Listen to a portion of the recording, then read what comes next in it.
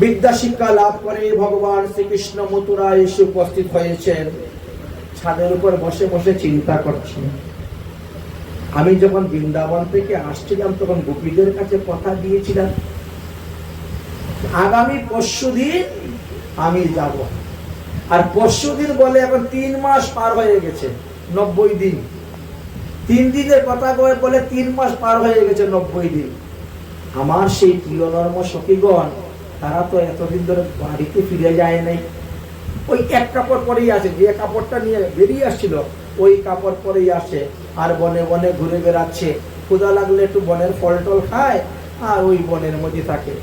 রুদ্রে শুকাচ্ছে, বৃষ্টিতে ভিজছে, ওই বস্ত্রই স্নান করতেছে, ওই বস্ত্রই গায়ের মধ্যে শুকাচ্ছে। কিন্তু এখন আমি কি করি? আমি যদি এখন বৃন্দাবনে যাই তাও তো সমস্যা। কারণ কংসকে মারার পর কংসের যে স্ত্রী ছিল 2 জন, অস্থি আর প্রাপ্তি, তারা তো মগধ রাজ্যে চলে গেছে বাপের বাড়ি। বাপের বাড়ি গিয়ে মগধরাজ জরাসন্ধকে বলছে, কৃষ্ণ বলরাম তোমার জামাতাকে মেরে দিয়েছে। আমাদের বিধবা হওয়ার কারণ হলো কৃষ্ণ বলরাম। অতএব কৃষ্ণ বলরামকে মারো, জামাতা হত্যার প্রতিশোধ নাও। তিনিও কৃষ্ণ বলরামকে মারার জন্য 23 অক্ষয়িনী সৈন্য সংগ্রহ করতেছেন চতুর্দিকে ঘুরে ঘুরে। তোমরা আমার সঙ্গে যুদ্ধে আসো, তোমাদেরকে এই দ্রব্য দিব, এটা দিব, ওটা দিব, লোভ দেখাচ্ছেন, এত টাকা দিব, আমার সঙ্গে যুদ্ধে চলো, আমরা মথুরা আক্রমণ করব, মথুরা দখল করতে পারলে তোমাদেরকে আমি এই দিব। এইভাবে করে 23 অক্ষয়িনী সৈন্য সংগ্রহ করতেছেন। তাই ভগবান চিন্তা করছেন, আমি যদি এখন ব্রজে যাই তাহলে ব্রজেরও তো ক্ষতি হয়ে যাবে। আর সেরকম মল্লযোদ্ধাও কেউ নেই, বড় চিন্তার মধ্যে পড়ছেন। আর আমি না যাওয়া পর্যন্ত গোপীগণের সান্ত্বনা নাই, তাকে পাঠায় কি করি, বড় চিন্তার মধ্যে পড়ছেন। এদিকে পঞ্চপাণ্ডব আরেক বিপদের মধ্যে পড়ছে, তাদের বাবা মারা গিয়েছে, এরা কি অবস্থাতে আছে, দুর্যোধনের অত্যাচার, সব দিকে মানে চিন্তায় আর চিন্তায় তিনি ঘিরে ধরেছে। রাত্রিবেলা বসে বসে তিনি কান্না করছেন ছাদের উপর, কি করি, কোথায় যাই, কাকে পাঠাই। এইরকম মনের মধ্যে খুব শান্তি, মনের মধ্যে খুব একটা গোপীদের প্রেমের কথা, গোপীদের সঙ্গে যে যে খেলা নীলা করেছেন সেই সমস্ত কথা চিন্তা করছেন আর কাঁদছেন। কখন যে উদ্ধব গিয়ে তিনার পাশে দাঁড়িয়ে আছে তাও তিনি বুঝতে পারেননি। উদ্ধব কৃষ্ণের এই ভাব দেখে, অবস্থা দেখে সেও চুপচাপ হয়ে আছে, কিছু বলার সাহস পাচ্ছে না। কতক্ষণ পরে যখন দেখলেন যে কৃষ্ণের ভাবটা একটু কমেছে, চোখের জল টল মুছে নিয়েছেন, ভাবটা একটু কমে নিয়ে একটা দীর্ঘ নিঃশ্বাস ফেলতেছেন, তখন উদ্ধব বলেছে, সখা তোমার কি হয়েছে, তোমার কিসের দুঃখ, কেন তুমি কান্না করো? দুঃখে না থাকলে তো কান্না করে না, তোমার কিসের অভাব? স্বর্ণতালে অন্ন খাচ্ছ, হাতির দাঁতে পালনকে ঘুমাচ্ছ, হ্যাঁ, তারপরে তোমার কিসের অভাব? বলে এখানে প্রেমের অভাব। এখানে যে প্রেম, এই প্রেমের দ্বারা আমি সুখ পাচ্ছি না। আসুন যুবরাজ, বসুন যুবরাজ। কিন্তু ওরা মোর পুত্র, মোর সখা, মোর প্রাণবন্ধু, এইরকম মোর প্রভু, এরকম করে কাঁধে চড়তো, কাঁধে চড়াতো, নিজে খেত, নিজে খেয়ে আবার খাওয়াতো। সেই যে সুখ, সেই যে আনন্দ, এটা কিন্তু এখানে পাচ্ছি না। তুমি ওসব বুঝবে না, তুমি তো জ্ঞানী ভক্ত। উদ্ধবকে বলেছেন, তুমি তো জ্ঞানী ভক্ত, তুমি কি করে বুঝবে? এত প্রেম কি বাত बन गई तेरी बस की नहीं है, ये तो प्रेम की बात है, बन गई तेरी नहीं है, जहाँ सरते होते हैं सौदा, आशिकों इंतिमस नहीं है, ये तो प्रेम की बात है, ये तो प्रेम की बात है, बंदगी तेरी बस की नहीं है, ये तो प्रेम की बात है। এত প্রেমের কথা উদ্ধব, তুমি ওইসব বুঝবে না, কারণ যারা তো তারা প্রেমের কোনো খবর রাখে না, তারা প্রেম সম্পর্কে বুঝেও না, এই জন্য তোমাকে বলে কোনো লাভ হবে না। তুমি বলছো তুমি একটু বুঝাইয়া বলো না কেন? বুঝাইয়া বললে তো হবে। বলে শোনো, আমি যেদিন আসতাম বজর থেকে এসেছিলাম, সেই দিন বেশ কিছু গোপীগণ না আমাকে আটকিয়ে দিয়েছিল। আমি তাদেরকে কথা ছিলাম পরশুদিন যাব, কিন্তু যেতে পারিনি। তারা আজ পর্যন্ত বলে বলে পাগলিনী হয়ে ঘুমাচ্ছে। নন্দ বাবাকে বলেছিলাম যে কয়েকদিন থেকে এদের সঙ্গে একটু মিলামেশা করে তারপর আমি যাব, যাও তুমি বাবা। তাও আমি যেতে পারি না। আমার অদর্শনে জানি না মা যশোদা এখন কেমন আছেন, নন্দ বাবা কেমন আছেন, আর এই অবস্থায় আমি যেতেও পারবো না। এই জন্য প্রত্যেকের জন্য আমি কয়েকটা চিঠি লিখেছি। এক পত্রাম নন্দায় দৈত্যাচ দ্বিতীয়াম যশোদায়শ্চৈব, এই পত্রটা নন্দ বাবাকে দিবা, এই পত্রটা মা যশোদাকে দিবা। আচ্ছা, তৃতীয় চ রাধিকায়া চতুর্থে সকায়াম স্ততা, এই তৃতীয় পত্রটা রাধা রানীকে দিবে, এই চতুর্থ পত্রটা এটা আমার অমুক সখাকে দিবে। এইভাবে পত্রের উপরে নাম লেখা লেখা আছে, কাকে কাকে কি পত্র দিবে।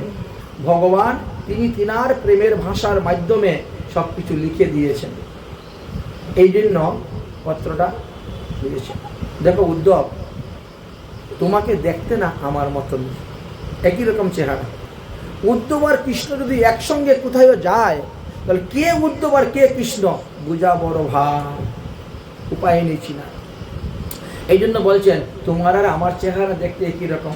আচ্ছা, দ্বিতীয়ত হলো তুমি বিষ্ণু বংশের মন্ত্রী, তৃতীয়ত হলো তুমি আমার সখা, চতুর্থ তুমি আমার ভক্ত, পঞ্চমত তুমি হলে দেবগুরু বৃহস্পতির শিষ্য, বুঝলেন, আর ষষ্ঠ হলো সর্ববেদ পরাঙ্গন, বেদশাস্ত্র। এই ছয়টা তোমার উপাধি, ছটা উপাধি তোমার আছে, তুমি প্রত্যেক পূর্ণমতি। তুমি যদি যাও তাহলে তুমি তাদেরকে একটু বুঝিয়ে সুঝিয়ে আসতে পারবে, যাতে আমার জন্য তারা কান্নাকুটি না করে। আমি একটা বিশেষ দায়িত্বের মধ্যে আছি, এই দায়িত্ব কার্য সম্পাদন করার পরে আমি যাব। উদ্ধব বলছে আমার ওই বেদের ভাষা কি তোমার এই মূর্খ গোপীরা বুঝবে? ভগবান বলছেন তুমি বুঝিয়ে বললেই বুঝবে, ওরা লেখাপড়া করে নাই বলে মূর্খ বলে ভাবিও না, কারণ এদের সঙ্গে কথা বলতে গিয়ে আমি কতবার ঠকে গেছি। ভগবান বলছেন তুমি যে তোমার জ্ঞানের অহংকার করতেছো, সব অহংকার চূর্ণ হয়ে যাবে। এরা স্কুলে না গেলে কি হবে, লেখাপড়া না শিখলে কি হবে, কিন্তু তাদের মধ্যে জ্ঞানের ভান্ডার আছে, সিদ্ধান্তের ভান্ডার, যা তুমিও কাটতে পারবে না। আমি পর্যন্ত হেরে গিয়েছি। তবে শুনো বন্ধু, তুমি যদি গিয়ে সোজাসুজি ভাবে কোনো কথা বলতে চাও, তারা কিন্তু তোমার মুখ থেকে কোনো কথা শুনবে না, কারণ তারা আমি ছাড়া দ্বিতীয় কোনো পুরুষের কথা বলতেই চাবে না। এই জন্য প্রত্যেকটা কথা তুমি আমার দোহাই দিয়ে বলতে হবে। কৃষ্ণ এই বলেছে, কৃষ্ণ সেই বলেছে, প্রত্যেকটা কথার আগে কৃষ্ণ লাগাতে হবে, তবেই কিন্তু তারা তোমার কথা শুনবে। আচ্ছা ঠিক আছে, ঠিক আছে, আচ্ছা তাহলে আমি এখন যাব। বলে এখন নয়, কাল সকালবেলা যাবে। এখন রাত্রিবেলা কোথায় যাবে? কালকে সকালবেলা তুমি যাবে। আচ্ছা ঠিক আছে, সকালবেলা একেবারে ঘুমের থেকে উঠে স্নান টান করে তৈরি, এখন যাব। যাবি তো, কিন্তু ওভাবে গেলে তোর সঙ্গে কেউ কথাই বলবে না। শোন, আগে আমার প্রসাদী মালাটা তুই গলার মধ্যে দে। ভগবান বলেছে আমার প্রসাদী মালা তোমার গলায় দাও, আমার প্রসাদী উত্তরী তোমার গলায় নাও, আমার প্রসাদী ধুতি তুমি পরো। তাহলে কি হবে? বলে তাহলে ওই কাপড় থেকে আমার গায়ের গন্ধ বেরোবে। হরি বল, হরি বল, হরি বল। এই কাপড় থেকে যখন আমার গায়ের গন্ধ বেরোবে, তখন আমার গোপীরা বুঝতে পারে তাহলে এ কৃষ্ণেরই কোনো ব্যক্তি। তবে গিয়ে সে তারা তোমার সঙ্গে কথা বলবে। ওরা কৃষ্ণ ভক্ত ছাড়া অন্যের সঙ্গে কথা বলবে না। এই জন্য ভগবান নিজের প্রসাদী সমস্ত বস্ত্র পরিয়ে দিলেন। এদিকে বলছেন যেভাবে ব্রজগোপীগণ কৃষ্ণকে পাওয়ার জন্য লালায়িত, সেভাবে কিছু গোয়ালবাল ছিলেন শ্রীকৃষ্ণের সখা, তারাও কিন্তু কৃষ্ণকে পাওয়ার জন্য খুব লালায়িত। প্রতিদিন সকালে ঘুমের থেকে উঠে গিয়েই রাস্তার মধ্যে বসে থাকে, কৃষ্ণ তো এই দিকে গিয়েছিল, এই দিকেই আসবে, কৃষ্ণ আসলে পরে সবার আগে আমি গিয়ে তাকে আলিঙ্গন করব, এই জন্য বসে থাকে। সকাল থেকেই বসতে বসতে সন্ধ্যা হয়ে যায়, কৃষ্ণ তো ফিরে আসে না। তখন কি করবে, মনের দুঃখে ঘরে ফিরে আসে। রাত্রিবেলা ঠিক মতো ঘুম হয় না, সবার আগে ঘুমের থেকে উঠে গিয়ে আমি রাস্তায় দাঁড়াবো, কৃষ্ণ আসলে আগে আমি আলিঙ্গন করব। এই কারণে ভোরবেলা হতে না হতেই স্নান টান করে সে আবার রাস্তায় বসে থাকে, কৃষ্ণ আসবে। কিন্তু কৃষ্ণ তো আসছেন না, 3 মাসের উপরে গত হয়ে গেছে। আজ কৃষ্ণের মতনই বেশভূষা, কৃষ্ণের গায়ের গন্ধ বেরোচ্ছে, আর সেই রথের মধ্যে হয়ে রওনা হয়েছে উদ্ধব মহাশয়। উদ্ধব মহাশয় ধীরে ধীরে যাচ্ছেন। আস্তে আস্তে মথুরা মণ্ডলের সীমানা পার হয়ে এবং ব্রজমণ্ডলের সীমানায় প্রবেশ করেছে। সকারা তো রাস্তার মধ্যে বসে আছে, আরে দেখ ওই যে কৃষ্ণ আসতেছে রে, কৃষ্ণ আসতেছে। দেখতে তো কিরকম, দেখ আমাদের সকা আসতে, কৃষ্ণ আসতে, চল, এই খবরদার কেউ যাবি না, কেউ যাবে। এর মধ্যে তো আছে না একটু মুরল টাইপের আছে তো, এই খবরদার কেউ যাবি না। কৃষ্ণ 3 দিন পরে আসবে বলে কথা দিয়েছিল, আর 3 মাস গত হয়ে গেছে, কেউ যাবি না, সব দাঁড়িয়ে থাক। কৃষ্ণ এখানে আসবে, রথ দাঁড়াইয়ে হাত জোর করে বলবে, বন্ধু আমার ভুল হয়ে গেছে, ক্ষমা করে দাও, তবে গিয়ে আলিঙ্গন করবো। সকাদের মধ্যে আরেক সকা বলছে, তোর অভিমান নিয়ে তুই বসে থাক, তোরকে হাত জোর করবে, তারপরে তুই আলিঙ্গন করবে, থাক তুই। বন্ধু আবার বন্ধুরা তো দোষ দেখবে কি রে, বন্ধু আবার বন্ধুর কি দোষ দেখবে, তুই বসে থাক, তোর অভিমান নিয়ে আমি চললাম। ও যখন দৌড়ে গেছে, অন্য কি আর দাঁড়িয়ে থাকতে পারে? সবাই দৌড়ে গিয়ে একেবারে গোল করে ঘেরাও রথ। এক সখা বলছে, বড় দের ভয়ো নন্দলালা, তেরি বাটে চাহে ব্রজবালা। বড় দের ভয়ো নন্দলালা, তেরি বাটে চাহে ব্রজবালা। तेरी देर भयो नंदलाला, तेरे पाटे चाहे ब्रजवाला। ग्वाल बाले एक को पूछे, कहाँ ये मुरली माला। बड़ो देर भयो नंदलाला, तेरी पाटे चाहे ब्रजवाला। बड़ो देर भयो नंदलाला, तेरे पाटे ब्रजवाला। হে নন্দলালা, তোমার আসতে এত দেরি কেন? সবাই অপেক্ষা করছে। আরেকজন বলছে, তোর কি মাথা খারাপ হয়েছে? কাকে বলছিস নন্দলালা? এ যদি নন্দলালা হইতো, এতক্ষণে রথ থেকে লাফ দিয়ে নেমে একেবারে আমাদেরকে জড়িয়ে ধরতো। এই তুমি কে, কোথাকার বহুরূপী? আমার সখার রূপ ধরে এসেছো, সখার গায়ের গন্ধ করতেছ? তুমি তো আমার সখা নও। যদি সখা হতে এতক্ষণ দাঁড়িয়ে থাকতে পারতে না রথের উপরে। উদ্ধব তখন বলছে, আমি কৃষ্ণের সখা, আমি কৃষ্ণ নয়। ও কি তোমার নাম? উদ্ধব। ও শুনেছি, তোমার নাম শুনেছি। উদ্ধব, যে তুমি তোমার নাম শুনেছি, তা এখানে কেন এসেছো বাবা? বলছে, এসেছি নন্দ বাবার একটু খবর নেওয়ার জন্য, মা যশোদার খবর নেওয়ার জন্য, গোপীদের খবর নেওয়ার জন্য। এক সখা আরেক সখাকে বলছে, দেখ, আরে কপালের ভাগ্যের ফলে যদি কোনো গরিবের ছেলে রাজা হয়ে যায়, তো মা বাবার খবর নিতে চাকর বাকর পাঠায়। মানে এত বড় একটা কথা বলে দিয়েছে, বুঝেছেন? উদ্ধবের তো মাথা খারাপ, সব বোনাস, এইটুকু বাচ্চার এত বড় কথা মুখে।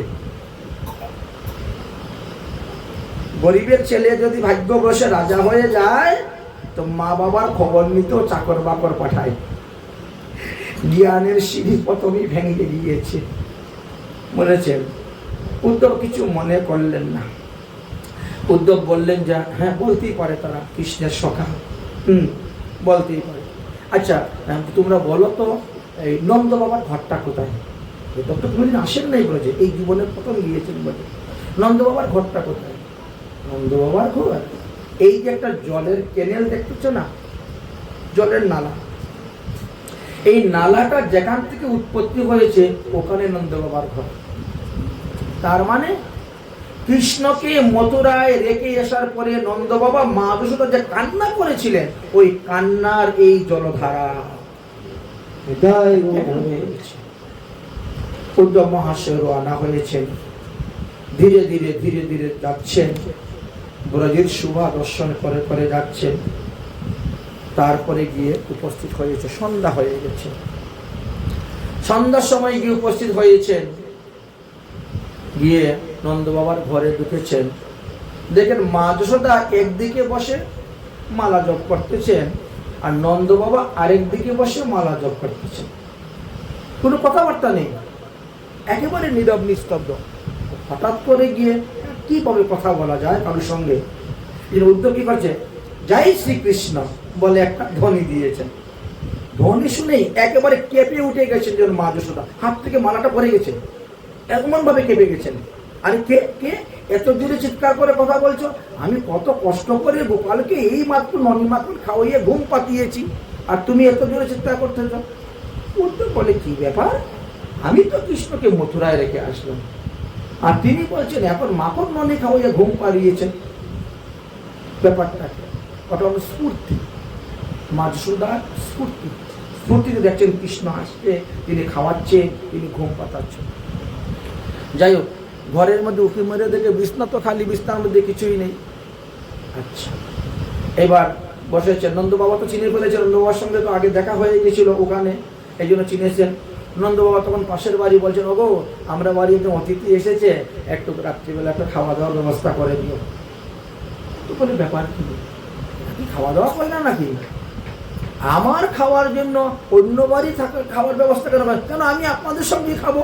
বলে, আমরা তো রান্না করি না। কি রান্না করেন না কেন? বলে, কার জন্য রান্না করব? আমরা কার জন্য রান্না করব?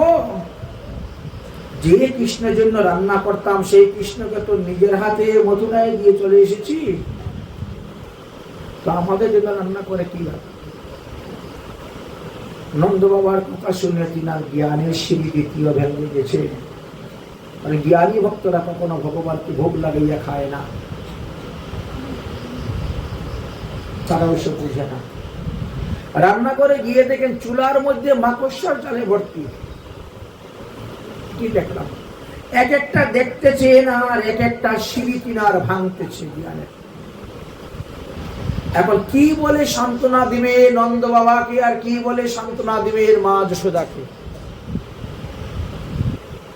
মানুষ যদি পুত্র সুখে কান্না করে, আমরা শাস্ত্রের উদাহরণ দিয়ে ভগবানের নানা রকম লীলা কথা বলে তাকে সান্ত্বনা দেই, কিন্তু যে ব্যক্তি ভগবানের জন্য কান্না করে তাকে আপনি কি বলে সান্ত্বনা দিবেন?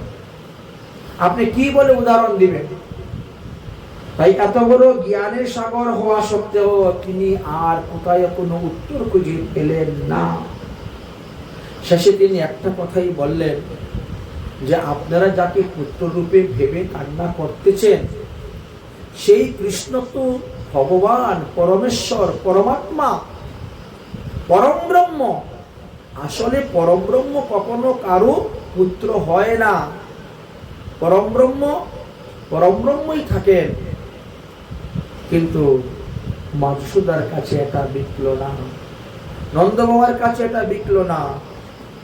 কারণ কারণ সে আমাদেরকে বাবা বলে, মা বলে আমাদের কুলে আসতো।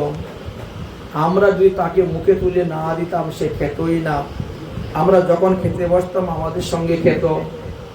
আর উদ্ধবের কথা হলো, পরম ব্রহ্ম পরমাত্মার হাত নাই, চোখ নাই, পাও নাই, নাক নাই, মুখ নেই, ব্রহ্ম নিরাকার। এত জ্ঞানী ভক্ত, তাই নিরাকার ব্রহ্মের উপাসনা করতেন বলে নিরাকার ব্রহ্মের উদাহরণ দিচ্ছেন। ভগবানের এই সমস্ত কথা তারা শুনতে রাজি নয়, কারণ তারা নিজের হাতে খাওয়িয়েছেন, নিজের হাতে লালন পালন করেছেন, স্নান করিয়েছেন, ঘুম পাতিয়েছেন। এই জন্য এই সমস্ত বিক্রিয়া এদিকে কথা বলতে বলতে বলতে বলতে সমস্ত রজনী শুধু খালি কথাই বলে যাচ্ছেন, কথাই বলে যাচ্ছেন। দেখতে দেখতে ভোরবেলা হয়ে গেল।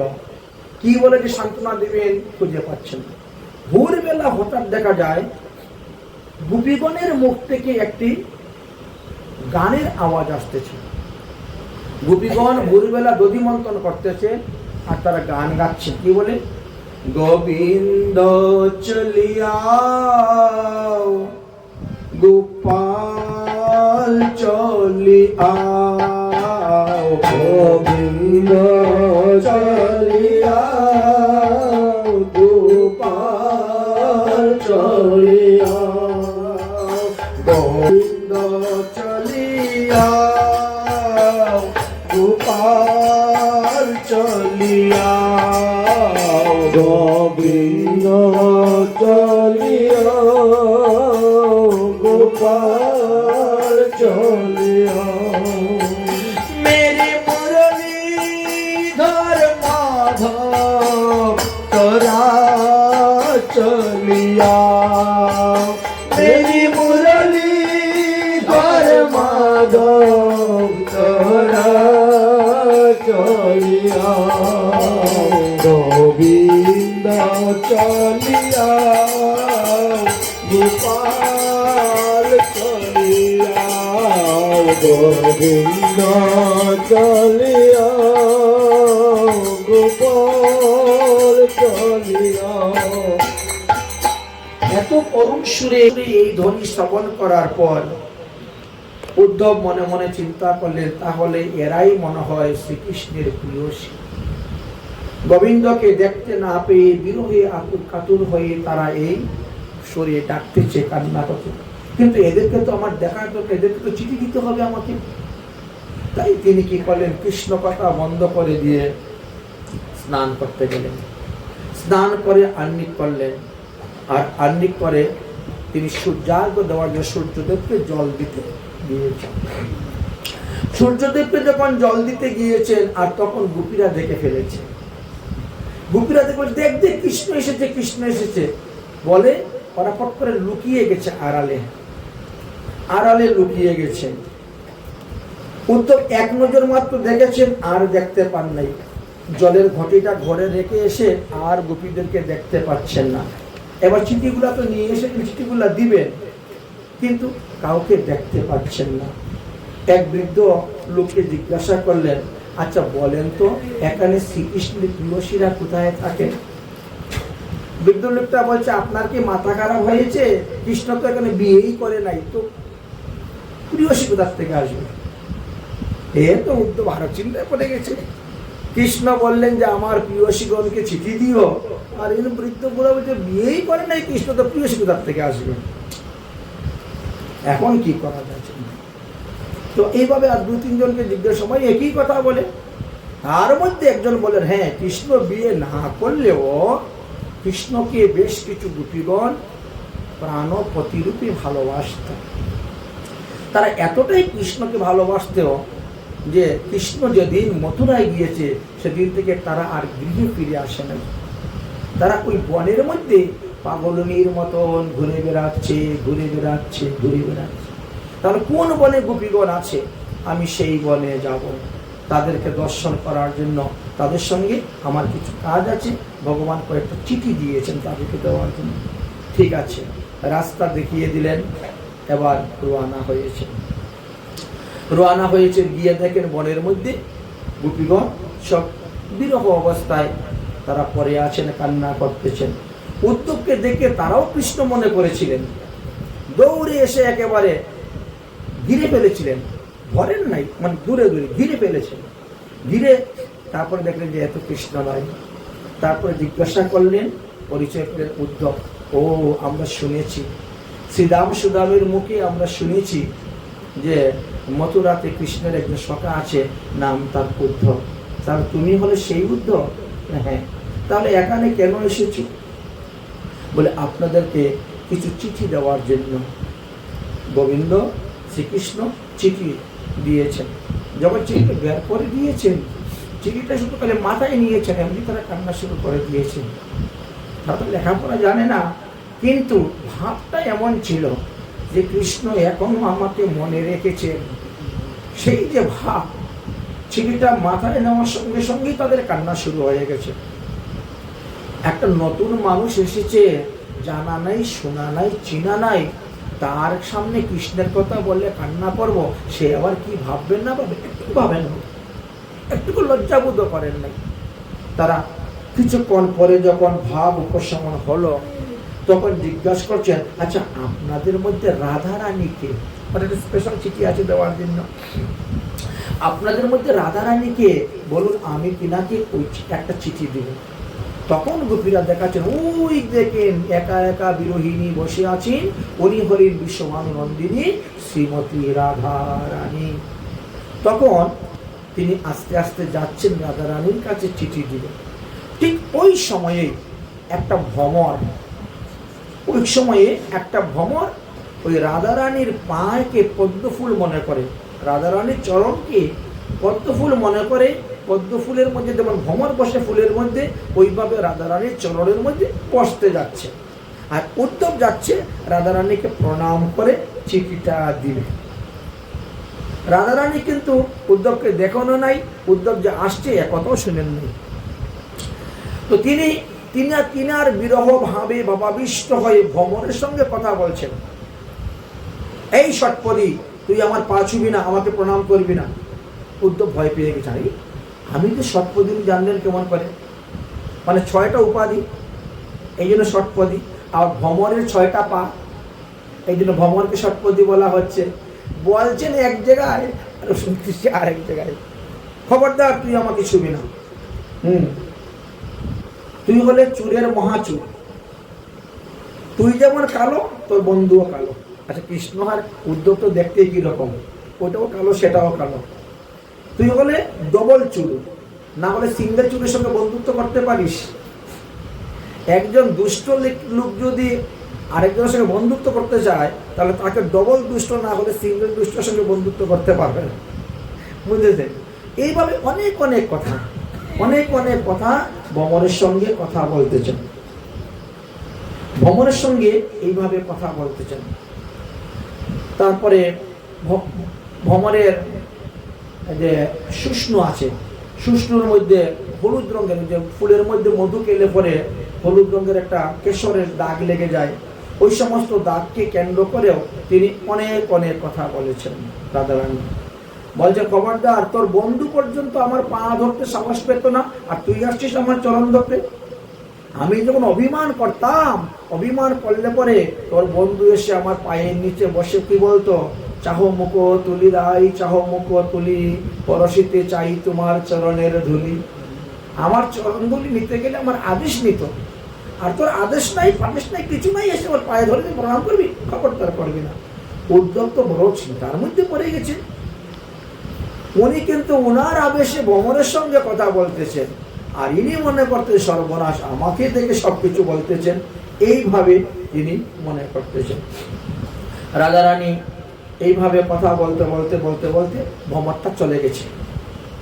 ভ্রমরের স্বভাব, একটা ফুলের কাছে আসবে, কতক্ষণ গুনগুন করবে, আবার চলে যাবে, আবার আসবে। রাধারানী বলেন, আরে ভ্রমর, তুই যাইস না, এই সমস্ত কথা তোর বন্ধুকে বলিস না, বললে সে আবার দুঃখ পাবে, কষ্ট পাবে। আমরা চাই না তারে দুঃখ দিতে, আমরা চাই না তারে কষ্ট দিতে, তার সুখেই আমরা সুখী। না হলে কি আমরা পারি না সকালবেলা গিয়ে মথুরায় গিয়ে তার সঙ্গে দেখা করে বিকালবেলা ফিরে আসতে? কিন্তু তার আদেশ নাই বলে আমরা যাই না। ওরে ভ্রমর, তুই তো আমার বন্ধুর বন্ধু, তাই তুইও আমার বন্ধু, ফিরে আয়, কৃষ্ণের কাছে গিয়ে বলিস না। মানে ভাবটা কমে গেছে।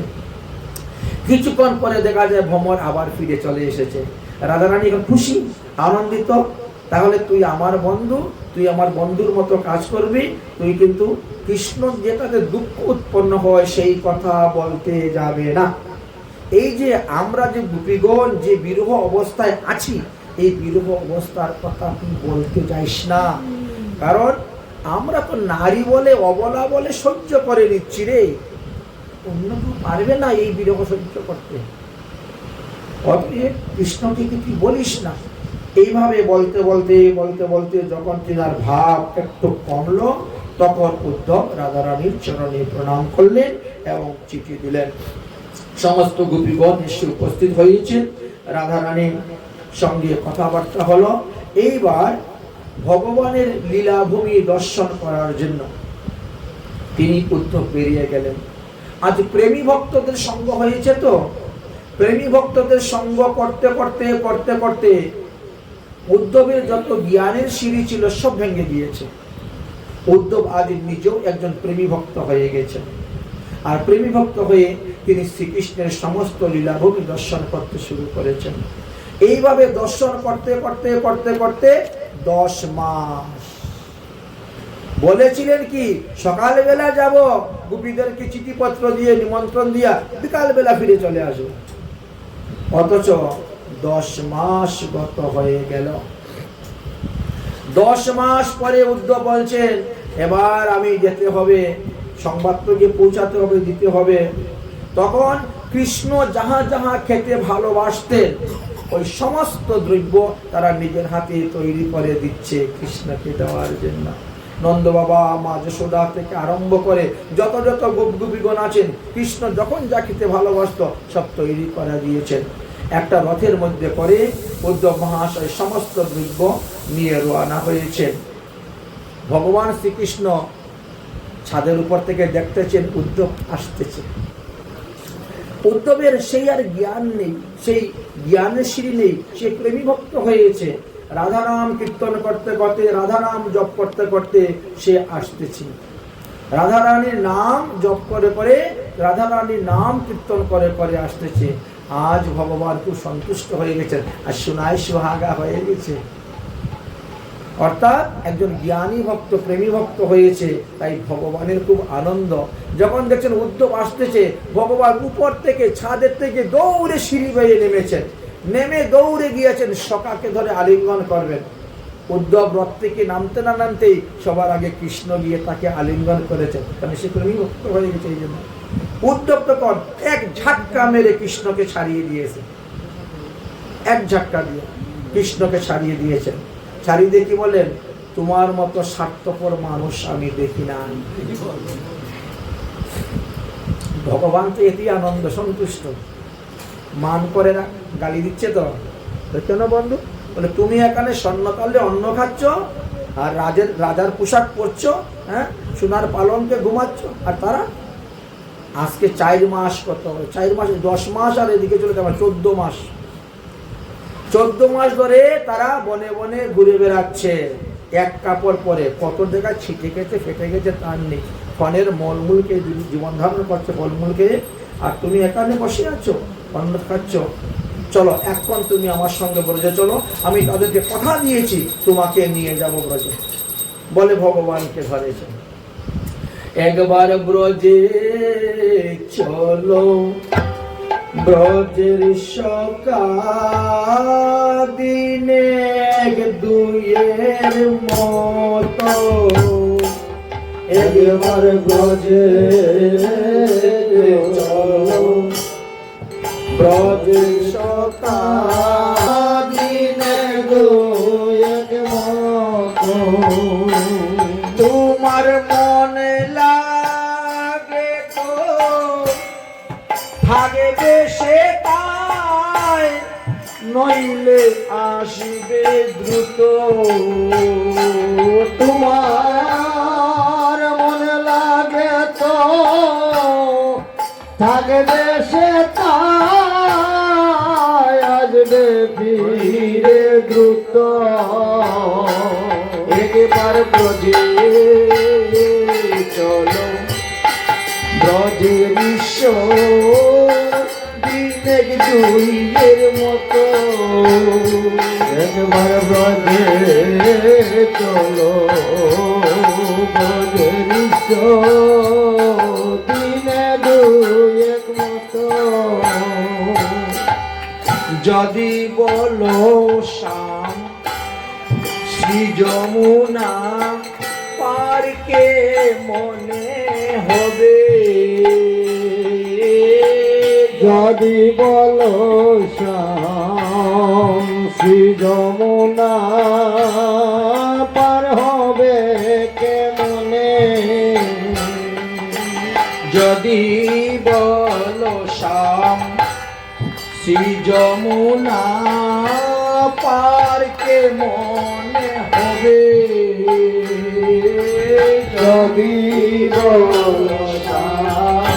শ্রী যমুনা পার মনে হবে তবে ব্রজ গোপীর মন বেলাতে যমুনা পার হবে তবে বাজা গোপী মনে বেলাতে যমুনা পার হবে ওই একবার ব্রজে চলো ব্রজের সকাল দিনের মতো একবার গজে চলো গজের সকাল দিনের মতো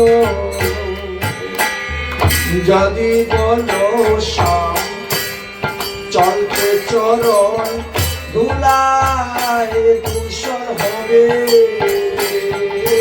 যদি বলো শ্যাম চলতে চরণ ফুলায় ধূসর হবে তবে ব্রজ গোপীর নয়ন জলে চরণ পাতালিবে তবে ব্রজ গোপী নয়ন ঝরে করণ বাঁকা লিবে একবার ব্রজে চলো ব্রজের সখা দিনের দৈয়ের মতো একবার গজে চলো গজের সকালের মতো আর শ্রীদাম সুধাম দাম বসুদাম ডাকে অবিরত আর শ্রীরাম সুদাম দাম সুদাম ডাকতে অবিরত তোমার প্রাণের বন্ধু সুবল সখা কাছে অবিরত তোমার প্রাণের বন্ধু সুবল সহকা কাছে অবিরত একবার ব্রজে চলো ব্রজের ঈশ্বর দিনের দুইয়ের মতো একবার ব্রজে চলো ব্রজের ঈশ্বর দুয়ের মতো তোমার নন্দ পিতা জ্বালাইছে চিতা প্রান্তে জীবন করে তোমার নন্দ পিতা জ্বালাইছে পিতা প্রান্তে জীবরে করে মাতা নন্দ রানী লয়ে লবণী পিছে তারে তারে মাতা নন্দ রানী লয়ে লবণী ফিরতে দাঁড়ে দাঁড়ে একবার ব্রজে চলো ব্রজের সকাল দিনের দুইয়ের মতো একবার ব্রজে চলো ব্রজের সকাল দিনের দুইয়ের মতো বড় দুঃখের কথা কানাই জানাইছে তোমারে বড় দুঃখের কথা কানা জানাইতে তোমারে ওই বকুলের ওই বুকের নারী কেঁদে কেঁদে মরে ওই বকুলের বুকের নারী কেঁদে কেঁদে মরে একবার ব্রজে চলো ব্রজ দিনের দুইয়ের মতো চলো বাগের চর দিনের দুইয়ের মতো একবার ব্রজে চলো ঈশ্বর দিনের দুইয়ের মতো একবার বাগে চলো বাগের চর দিনের দুইয়ের মতো। এইভাবে আজ উদ্ধব মহাশয় ভগবান শ্রীকৃষ্ণের চরণে নিবেদন করলেন। কিন্তু শ্রী গোবিন্দ বড় বিপদে পড়েছেন। কখন যে কোন মুহূর্তে আক্রমণ হবে তা বলা যায় না। যদি আমি এই অবস্থায় এখন বৃন্দাবনে যাই, ব্রজে যাই, তাহলে ব্রজে আমার গোপীদের উপর অত্যাচার হবে। বরং মথুরায় থাকি, মথুরায় অত্যাচার হোক, সে বরং ভালো, কিন্তু আমার গোপীদের উপরে, আমার ব্রজবাসীর উপরে যেন কোনো আঘাত না আসে। তাই শ্রী গোবিন্দ বললেন, দেখো উদ্ধব, বাস্তবে আমি ছাড়া গোপী নয়, আর গোপী ছাড়া আমি নই। যখন তারা অন্তর্মনা হয় তখন তারা আমাকে দেখতে পায়, আর যখন তারা বাহ্য জ্ঞান ফিরে পায় তখন তারা আমাকে দেখতে পায় না। আমাকে দেখা পাওয়ার একটি মাত্র উপায় হলো অন্তর্মনা হয়ে থাকা। সর্বদাই যদি কেউ অন্তর্মনা হয়ে থাকতে পারে তাহলে অন্তরই আমাকে সর্বদা দর্শন করতে পারবে। অতঃপর উদ্ধবকে নানাভাবে সান্ত্বনা দিলেন। সান্ত্বনা দেওয়ার পরে বললেন, উদ্ধব, আজকে রাত্রে আমাকে কুবজার বাড়ি যেতে হবে, কুবজার মনোবাসনা পূর্ণ করতে হবে। অতএব রাতের অন্ধকারে তুমি আর আমি মথুরার গুপ্ত দরজা দিয়ে বেরিয়ে যাব কুবজাকে কৃপা করার জন্য। এদিকে অক্কুর মহাশয়কে বললেন, কাকাজি, আমার পিসাত্ত ভাইয়েরা কেমন আছে জানি না, অনেক দিন ধরে কোনো সংবাদ আদি পাচ্ছি না। অতএব আপনি হস্তিনাপুরে যান, তাদের সংবাদটা নিয়ে আসেন, তারা কেমন আছেন। এইভাবে অক্কুর মহাশয়কে হস্তিনাপুরে পাঠাই দিলেন। আর ভগবান শ্রীকৃষ্ণ রাতের অন্ধকারে কুবজার বাড়িতে উপস্থিত হলেন। সঙ্গে গেলেন উদ্ধব। কুবজার দরজাতে যখন খটখটালেন, হে কল্যাণী, আমি এসে গেছি। কুবজা শ্রীকৃষ্ণের কণ্ঠস্বর বুঝতে পেরে দরজা খুলে দিলেন। গোবিন্দ ভিতরে প্রবেশ করেই কুবজার আসনে গিয়ে বিছানায় গিয়ে বসে গেলেন। উদ্ধবকে বসার জন্য একটা আসন দিলেন কুবজা, কিন্তু উদ্ধব আসনে বসছেন না। আর যে কুবজা আমার শ্রীকৃষ্ণের প্রিয়সী হবেন, আমি তার দেওয়া আসনে কেমন করে বসি। আর দ্বিতীয়ত কথা হলো, যদি কেউ আসন দেয় আর তার আসনে যদি না বসা যায় তাহলে তার অপমান করা হয়। এই জন্য উদ্ধব কি করলেন, তিনি তখন আগে আসনটাকে প্রণাম করলেন। আসনটাকে প্রণাম করে ডাইন হাতটা আসনের উপরে রেখে দিয়ে আর তিনি মাটির মধ্যে বসে গেলেন। কুবজা স্নান করলেন, ষোলশৃঙ্গার পরিধান করে গোবিন্দের কাছে আসলেন। গোবিন্দ তার মনোবাসনা পূর্ণ করলেন। সেই রাতে কুবজা উদ্ধার হয়ে চলে গেলেন। নিত্যধামে তিনি গমন করলেন। যদিও এতে পরীক্ষিত মহারাজের সন্দেহ হয়েছিল। পরীক্ষিত মহারাজ বললেন যে রাসলীলায় গোপীরা গিয়েছিল কৃষ্ণকে আনন্দ দান দেওয়ার জন্য, এই জন্য তাদের পাপ হয় নাই। আত্মেন্দ্রিয় প্রীতিবাঞ্ছা তারে বলে কাম, কৃষ্ণেন্দ্রিয় প্রীতিবাঞ্ছা ঘরে প্রেম নাম। তো কুবজার তো আত্মেন্দ্রিয় প্রীতিবাঞ্ছা ছিল, তাহলে সে কেমন করে উদ্ধার হয়ে নিত্যধামে গেল। তখন বললেন, ভগবান কর্তুম সব করতে পারেন। দেখো কুবজা তোমার মতো আমার মতো সাধারণ মানুষকে স্বামী রূপে চায় নাই, প্রতিরূপে চায় নাই। সে অনাদির আদি গোবিন্দকে চেয়েছে, গোবিন্দের সঙ্গে তার মিলন হয়েছে। এই জন্য এতে কোনো পাপ নেই, মানে জীবাত্মার পরমাত্মার মিলন ঘটেছে। এইভাবে বলে তিনাকে সান্ত্বনা দিলেন। এইখানে আমরা দশম স্কন্ধের পূর্বার্ধ বিশ্রাম দিয়ে এখন আমরা উত্তরার্ধে প্রবেশ করব।